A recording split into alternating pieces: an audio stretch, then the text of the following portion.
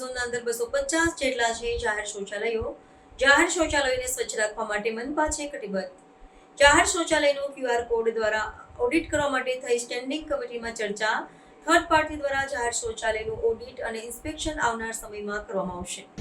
અમદાવાદ મહાનગરપાલિકાના 7 ઝોનની અંદર લગભગ 250 કરતા વધારે જાહેર શૌચાલયો આવેલા આ જાહેર શૌચાલયોમાં નગરજનો એની મુલાકાત લેતા હોય છે અને એ સાફ સુથરા રહે એ અમદાવાદ મહાનગરપાલિકા તેના માટે કટિબદ્ધ છે.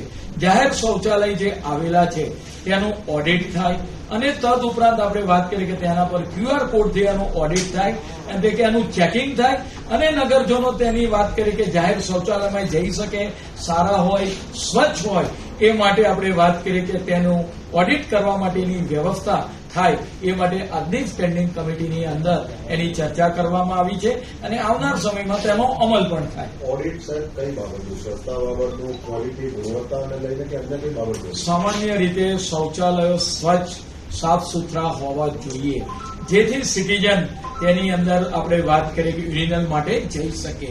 આ શૌચાલયો ગંદા ના રહે અને વાત કરીએ કે એનું ઓડિટ થાય, સ્વચ્છ અને ચોખ્ખા હોય એટલા માટે વાત કરીએ કે તેનું થર્ડ પાર્ટી ઇન્સ્પેક્શન એટલે કે એનું ઓડિટ પણ કરવામાં આવશે.